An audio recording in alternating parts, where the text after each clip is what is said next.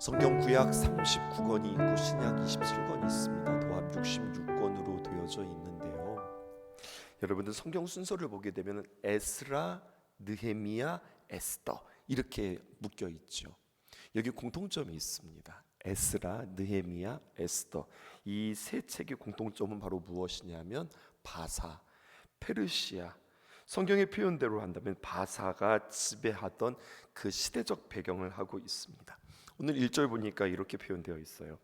하가랴의 아들 느헤미야의 말이니라 하면서 오늘 이 말씀이 시작되어지는 연도가 기록되어져 있는데 이 부분 한번 기억해 보세요.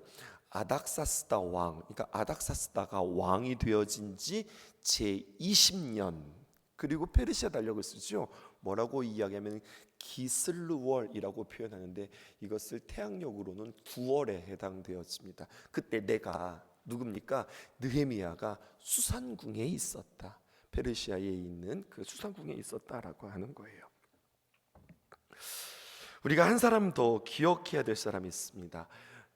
에스라, 느헤미야, 에스더 이렇게 했잖아요. 에스라, 우리가 한번 지난번에 묵상했던 에스라입니다. 에스라도 이 페르시아, 다시 말하여서 바사에 있다가 이제는 계속해서 이제 페르시아를 바사로 제가 표현하겠습니다. 바사에 있다가 돌아왔는데 그는 언제 돌아왔는가? 성경 한번 확인해 볼게요. 에스라 7장 7절입니다. 이때도 아닥사스다 왕이 등장하거든요. 한번 볼게요. 에스라 7장 7절 같이 읽어봅시다. 시작. 아닥사스다 왕 제7년에 이스라엘 자손과 제사장들과 레위 사람들과 노래하는 자들과 문지기들과 느디딤 사람 중에 몇 사람이 예루살렘으로 올라왔다. 이렇게 표현되어져 있죠. 이 연도를 기억하시자고요. 에스라는 아닥사스다 왕 7년에, 그리고 느헤미야는 13년이 지나서 아닥사스다 왕 20년 때에 이제 그가 오늘 이 말씀을 만나게 되어지는 거예요. 아직 돌아온 것은 아닙니다. 그때 이제 형편들을 듣게 되어지는 거죠. 이스라엘 백성들이 고국으로 돌아옵니다. 귀환하는데 한 번에 다 그들이 돌아온 게 아니거든요. 요거 한번 잠깐 정리하고 넘어갈까요? 1차, 2차, 3차에 걸쳐서 이들이 포로들이 귀환합니다. 띄워주시죠. 1차는요 기원전 538년입니다. 이따가 이거 다시 한번 띄울게요. 그때는 누가 주도적으로 인도했느냐? 스룹바벨과 예수아입니다. 스룹바벨은 누구냐면 그 당시 유다 총독이었고요. 그리고 예수아는 대제사장이었습니다. 이들이 돌아와서 제일 먼저 한 것이 성전을 건축하고 회복하는 일들입니다. 에스라 1장과 2장에 기록되어져 있어요. 그런데 두 번째 이들이 귀환하는데 기원전 458년이에요. 이때는 에스라가 이들을 이끌고 들어옵니다.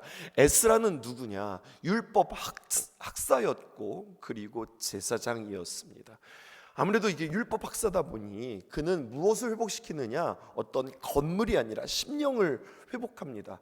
말씀, 또 영적 공동체가 가져야 될 그 회복들에 대해서 외치는데 그것이 에스라 7장에서 10장에 기록되어 있습니다. 그리고 오늘 이제 우리는 제 3차 귀환이 이루어지는데요. 기원전 445년 느헤미야에 의하여서 그가 또한 유다 총독이었습니다.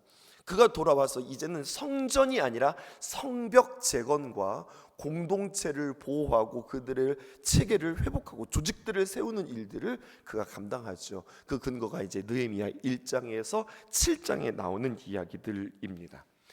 이것을 기억하시고 오늘 말씀을 보는 겁니다. 2절입니다. 함께 보실게요. 시작. 내 형제들 가운데 하나인 하나니가 두어 사람과 함께 유다에서 내게 이를 얻기로 내가 그 사로잡힘을 면하고 남아있는 유다와 예루살렘 사람들의 형편을 물은즉. 이스라엘 백성들이 바벨론으로 포로로 끌려갔잖아요. 끌려갈 때 말입니다. 그들이 뭐 이렇게 저 여기 있습니다. 저 데려가세요. 이렇게 해가지고 그들이 끌려간 게 아니잖아요.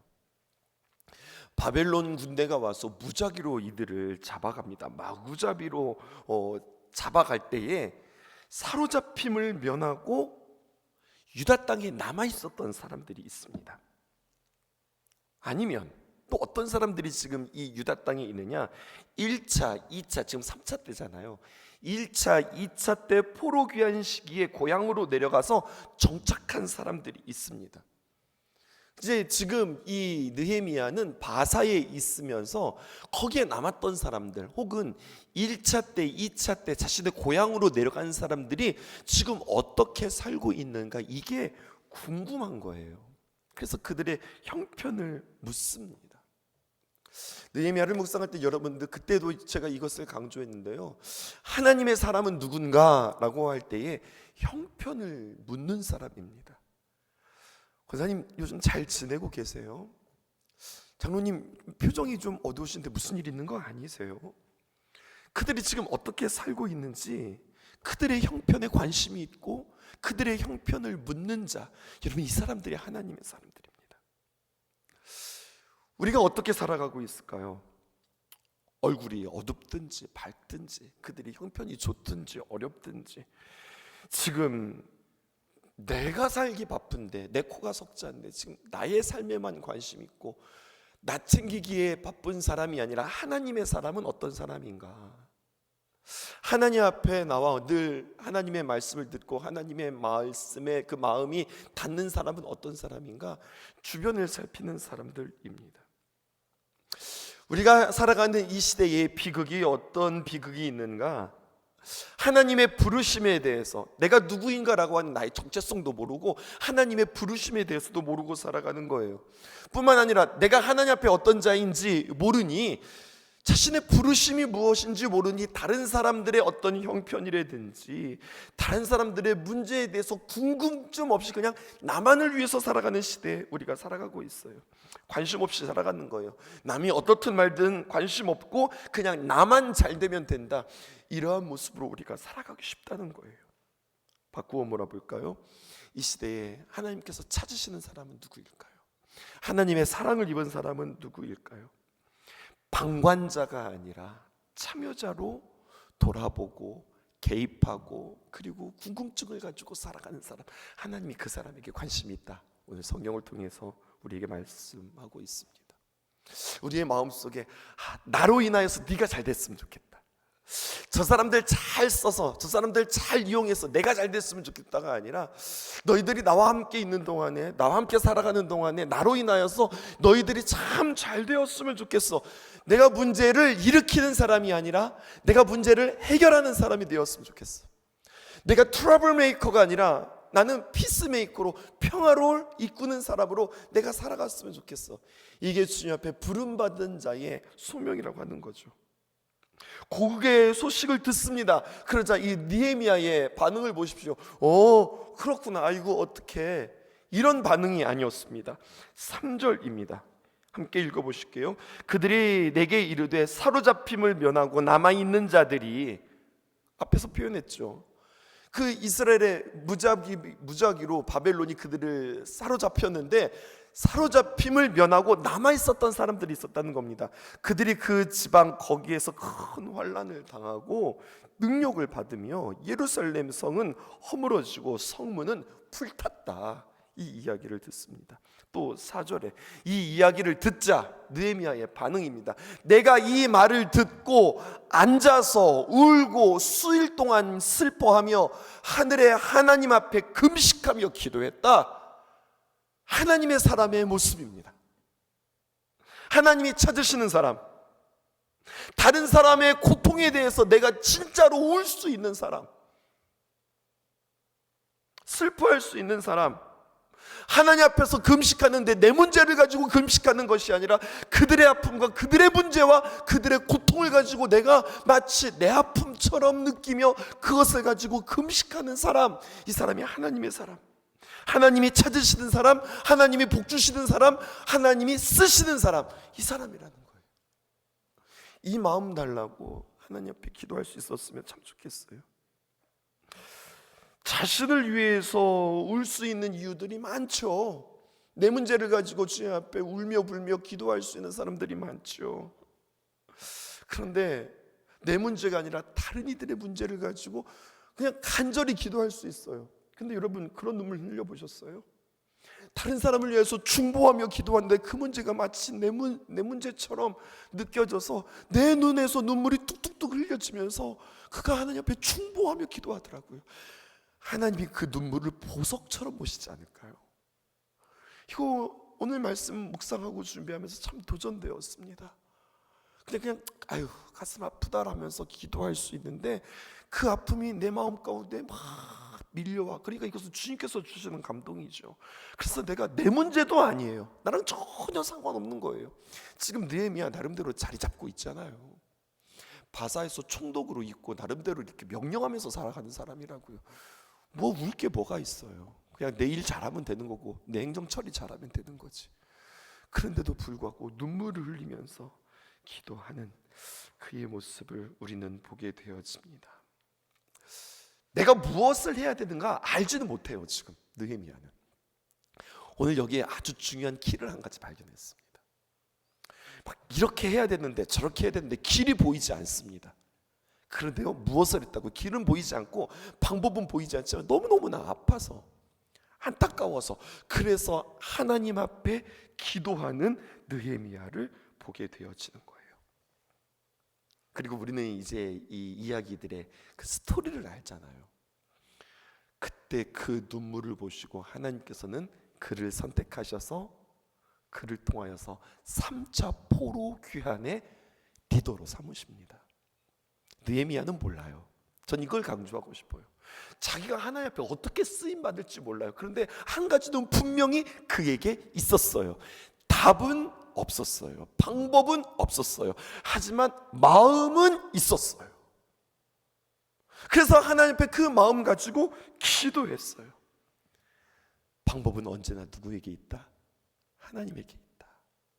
우리는 하나님 앞에 그 마음 가지고 하나님과 그 마음이 다 간절히 간구하며 기도할 뿐이죠. 1장 4절에 내가 이 말을 듣고 앉아서 수일 동안 슬퍼하며 하늘의 하나님 앞에 금식하며 기도했다. 방법은 없었지만 하나님 앞에 간절히 간구하며 기도하는 거예요. 한 가지 말씀을 묵상하면서 제가 확인한 것이 있었는데요. 이 느헤미야에 대해서 한번 정리해 볼 필요가 있습니다. 그는 유다 사람 맞지만 사실 그는 완전히 바사 사람입니다. 연도를 보면 알아요. 아까 1차, 2차, 3차 그 포로 귀환 그 표 다시 한번 정리한 거 한번 보여주실까요? 보면은요 이렇습니다. 지금 완전히 그는 이민 3세 4세라는 것을 알고 있습니다. 여러분 수룹바벨만 하더라도 예수아만 하더라도 바벨론 포로 70년 만에 돌아왔으니까 어느 정도 그 유다의 영향력이 있는 사람이에요. 기원전 기억하세요? 538년. 그렇죠? 근데요 세월이 많이 지났어요. 2차 포로 귀환이 바로 있었던 게 아니에요. 기원전 458년. 그리고 한 번 더 넘겨주실까요? 3차. 지금 느헤미야는 기원전 445년. 이러면 지금 이게 어떻게 되는 거예요? 시간차를 보셔야 됩니다. 60년에서 지금 170년이 지나서 에스라만 하더라도 글쎄요 그가 한 이민 2세 3세 되었을까요? 근데 지금 여기 나오는 느헤미야는요 완전히 지금 바사 사람이라 할 수 있겠습니다. 그런데 신기한 것은 그런 그에게 어떻게 보면은 유다의 영향력이 전혀 없을 것 같은 그에게 하나님 앞에 금식하며 기도할 정도로 예루살렘과 이스라엘에 대해서 하나님의 도성에 대해서 하나님의 성전에 대해서 마음 아파하고 있어요. 무너졌대. 그들의 성들이 회파됐대. 그들이 가난하게 살아가는데 이것이 아픈 게 아니에요. 느헤미야가 지금 가슴 아픈 것은 무엇이냐면 이런 겁니다. 하나님의 성전이 무너지고 하나님의 거룩한 백성들이 무너지로 말미암아 하나님 앞에 온전히 예배할 수 없고 하나님과 교제할 수 없는 그 장이 무너진 것이 그것에 대해서 위협을 받는 것이 그에게는 아픔이었습니다.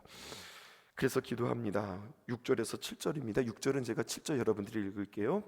6절입니다. 예루살렘이여 내가 너희 성벽 위에 6절 이제 종이 주의 종들이 이스라엘 자손을 위하여 주야로 기도하오며 우리 이스라엘 자손이 주께 범죄한 죄들을 자복하오니 주는 귀를 기울이시며 눈을 여시사 종의 기도를 들으시옵소서. 나와 내 아버지의 집이 범죄하여 7절 주를 향하여 크게 악을 행하여 주께서 주의 종 모세에게 명령하신 계명과 율례와 규례를 지키지 아니하였나이다. 앞에서도 강조했지만 느헤미야는 나를 넘어서 나라를 위하여서 조국의 아픔을 위하여서 기도하는 사람이었고, 내가 아니라 다른 그 공동체의 아픔을 위하여서 기도하는 사람이었는데요. 근데 그가 하나님의 뜻을 알기에 하나님 앞에 간절히 기도하는데, 마태복음 16장 18절에서 19절에 있는 말씀이 생각이 났어요. 한번 띄워주실까요? 이렇게 기록되어 있습니다. 예수님께서 베드로에게 주는 그리스도시여 살아계신 하나님의 아들이십니다라는 고백을 하자 하나님께서 그에게 천국 열쇠를 줍니다. 이 천국 열쇠가 요즘 뭐 로만 카톨릭에서 주는 그런 열쇠, 금부치의 열쇠가 아니라 사실은 하나님의 상징이죠. 우리 주님의 약속이죠. 뭐라고 이해하면 그 말씀을 듣고 주님께서 기뻐하시는데, 내가 내게 이르노니 너는 베드로라, 페트라, 너는 반석이라. 그리고 이 반석 위에 내 교회를 세우리니 음부의 권세가 이기지 못하리라. 내 성전을 세우리라, 내 교회를 세우리라 주님께서 약속하셨어요. 그러면 너는 어떻게 하느냐? 그럼 내가 교회된 자의 모습이 무엇이냐를 19절에서 이야기하는데 이렇게 표현합니다. 내가 천국 열쇠를 내게 주리니 내가 땅에서 무엇이든지 매면 하늘에서도 매일 것이요, 내가 땅에서 무엇이든지 풀면 하늘에서도 풀리리라. 이렇게 위대한 말씀을 해주셨어요. 자칫 그냥 넘기면 어떻게 이 말씀을 해석하기 쉬우냐면, 하늘에서 풀면 땅에서도 풀리고 하늘에서 묶으면 땅에서도 묶이리라, 이렇게 생각하기 쉽거든요.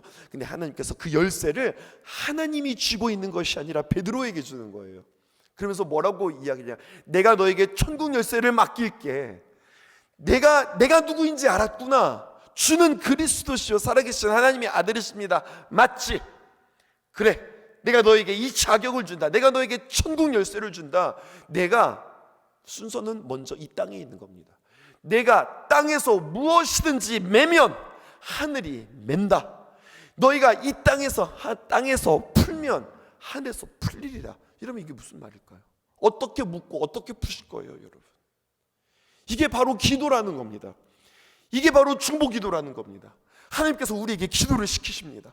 하나님께서 우리에게 귀한 마음들을 주십니다. 그래서 내가 그 마음을 가지고 내가 입술로 선포하며 상황을 보며 형편을 보며 이렇게 되겠다가 아니라, 형편은 보이지 않지만, 답은 보이지 않지만 그 하늘의 마음이 닿아서 울며 애통하면서 기도할 때에 그 기도를 들으시고, 묶으면 하늘에서 묶고 이 땅에서 풀면 하나님께서 푸신다고 하는 이 말씀, 느헤미야의 기도, 이 원리를 오늘 주님께서 우리에게 보여주고 계세요.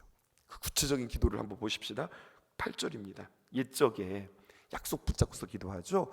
주께서 주의 종 모세에게 명령하여 이르시되 만일 너희가 범죄하면 내가 너희를 여러 나라 가운데 흩을 것이요. 9절입니다.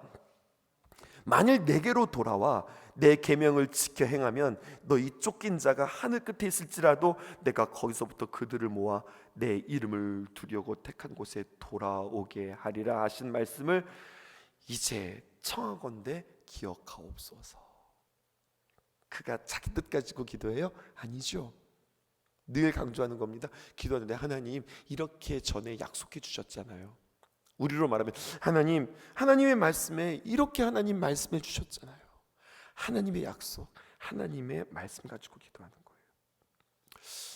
오늘 우리도 마찬가지인 것 같아요. 우리가 주님 앞에 기도할 때 무엇을 위해서 기도해야 할까요? 물론 나의 문제를 위하여서도 기도하죠. 그런데 여러분, 나의 문제만 가지고 기도하는 것뿐만 아니라 하나님의 교회, 하나님의 나라, 하나님의 거룩한 공동체를 위하여서도 기도하실 수 있었으면 좋겠습니다. 9절에 보시면 하나님 언제든지 돌아오면 다시 회복시키시라 약속하셨던 그 말씀을 하나님 기억해 주세요. 여기서 기억해 주십시오라고 하는 것은 하나님께서 기억 못하시니까 다시 한번 그 하나님 앞에 그 기억력을 하나님 앞에 가르쳐 드리기 위해서 기도하신 그런 것이 아닙니다. 여기는 오히려 자신의 다짐이 담겨져 있는 거예요. 하나님 그렇게 말씀하셨는데요, 오늘 느헤미야가 하나님 앞에 약속하는 겁니다. 하나님, 내가 주님 앞에 다시 한번 돌아서겠습니다. 하나님, 내가 잘할게요. 하나님, 내가 다시 한번 내 마음들을 바꿀게요. 그러니 하나님의 역사를 이루어 주시옵소서. 하나님 나를 기억해 주세요. 내가 하나님께로 돌아갈게요. 하나님 나의 모습을 보시고 하나님의 귀한 역사를 이루어 주시옵소서. 그들의 고통은 저들의 문제니 저들을 하나님께서 고쳐주세요 이게 아니라 저들의 문제는 나의 문제니 내가 주님 앞에 다시 한번 회복할 테니 나를 보시고 하나님의 귀한 역사를 이루어 주십시오라고 기도하는 느헤미야를 보게 되어지는 겁니다. 다짐하는 겁니다. 10절 말씀 보실게요. 이들은 주께서 일찍이 큰 권능과 강한 손으로 구속하신 주의 종들이요 주의 백성입니다. 11절입니다. 주여 그러니 내가 주님 앞에 구하오니 귀를 기울이사 종의 기도, 누구의 기도요? 나의 기도 말입니다. 종의 기도와 주의 이름을 경외하기를 기뻐하는 종들의 기도를 들으시고 오늘 종이 형통하여 이 사람들 앞에서 은혜를 입게 하옵소서라고 기도합니다. 근데 그때에 오늘 매일 성경의 제목이기도 하거든요. 그때에 내가 술관원이 되었느니라 이렇게 표현하고 있어요. 그가 하나님 앞에 막 기도하고 하나님 방법이 없어요. 하나님 어떻게 하실까요? 안타까워 기도하면서 막 기도하는데 기도하는 순간 하나님께서 이때를 위함인가? 그때에 내가 왕의 술관원이 되었느니라. 그때에 내가 목사가 되었느니라. 그때에 내가 회장이 되었느니라. 그때에 내가 리더가 되었느니라. 그때 내가 그들을 섬기는 중보자가 되었느니라. 이때를 위해서 하나님께서 나에게 이것들을 맡기셨는가? 자신의 역할이, 자신의 사명이 발견되어지는 거예요. 오늘 이것을 통해서 세 가지 정리하고서 오늘 함께 기도했으면 좋겠습니다. 하나님은 누구를 찾으십니까? 4절 말씀, 내가 이 말을 듣고 울고 수일 동안 슬퍼하며 하늘의 하나님 앞에 금식하며 기도했다. 하나님은 누구를 찾으세요? 하나님의 마음을 가진 자를 하나님께서 찾으신다. 그리고 그는 누구입니까? 이 땅에서 매면 하늘에서도 매고 이 땅에서도 풀고 하늘에서 푸는 그는 누구입니까? 하나님 나라를 위하여서 기도하는 자. 그게 9절이 기록되어져 있죠. 만일 내게로 돌아와 내 계명을 지켜 행하면 너희 쫓긴 자가 하늘 끝에 있을지라도 내가 거기서부터 그들을 모아 내 이름을 두려고 택한 곳에 돌아오게 하리라 하신 그 말씀을 이제 청하건대 기억하옵소서. 하나님 앞에 기도하는 자지요. 그리고 하나님 앞에 막 기도하는데 어느 순간 그렇게 하나님 앞에 기도하고 이제 하나님 기도했으니까 하나님 알아서 하세요 이게 아니라 기도하는 순간 내가 발견되어지는 거죠. 그렇지, 내가 이때를 위함이었구나. 그래서 내가 목사가 된 거였구나. 그래서 내가 하나님 앞에 이러한 사명을 받은 거구나. 내가 그래서 이러한 역할들을 감당하게 되었구나. 11절 주여 구하오니 주를 귀를 기울이사 종의 기도와 주의 이름을 경외하기를 기뻐하는 종들의 기도를 들으시고 오늘 종이 형통하여 이 사람들 앞에 은혜를 입게 하옵소서 하였더니 그때에 내가 왕의 술관원이 되었느니라. 앞에서도 이야기했지만 자신이 3차 포로 귀환의 리더가 될 거라고는 상상치도 못했거든요. 근데 하나님께서 그를 세우시고 그를 만들어 가시는 구원의 역사에 구경꾼이 아니라 함께 그 일에 동참하는 자로 쓰는 오늘 느헤미야를 보게 됩니다. 하나님, 내가 그렇게 쓰임 받을 수 있을까요? 피스메이커로, 문제를 해결하는 자로. 아버지 하나님, 주님의 귀한 그 어려움을 당한 일에 내가 주 앞에 귀하게 쓰임 받는 자로 내가 주 앞에 설 수 있을까요?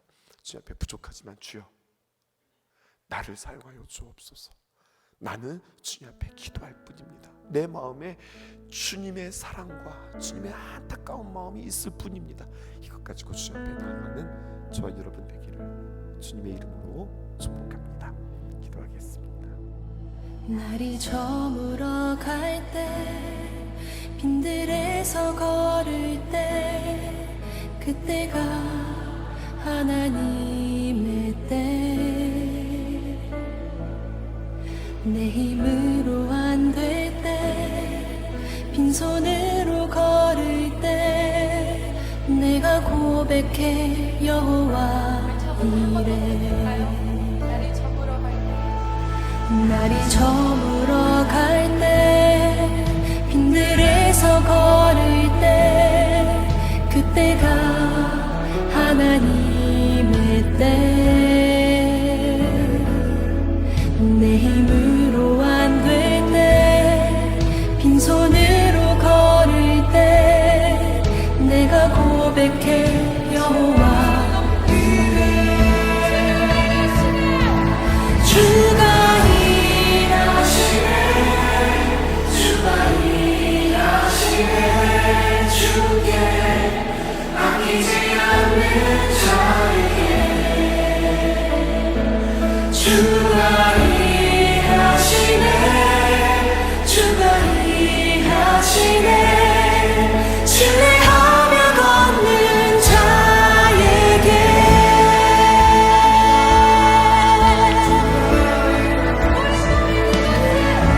우리 모인 이곳에 주님 함께 계시네 누리네 아버지 은혜 적은 떡과 물고기 내 모든 걸 드릴 때 모두 고백해 여호와의 주가 일하시네 주가 일하시네 주께 아끼지 않는 자에게 주가 일하시네 주가 일하시네 신뢰하며 걷는 자에게 주가 일하시네 주가 일하시네 주께 아끼지 않는 자에게 주가 일하시네 주가 일하시네 신뢰하며 걷는 자에게 주가 일하시네 주가 일하시네 주께 아끼지 않는 자에게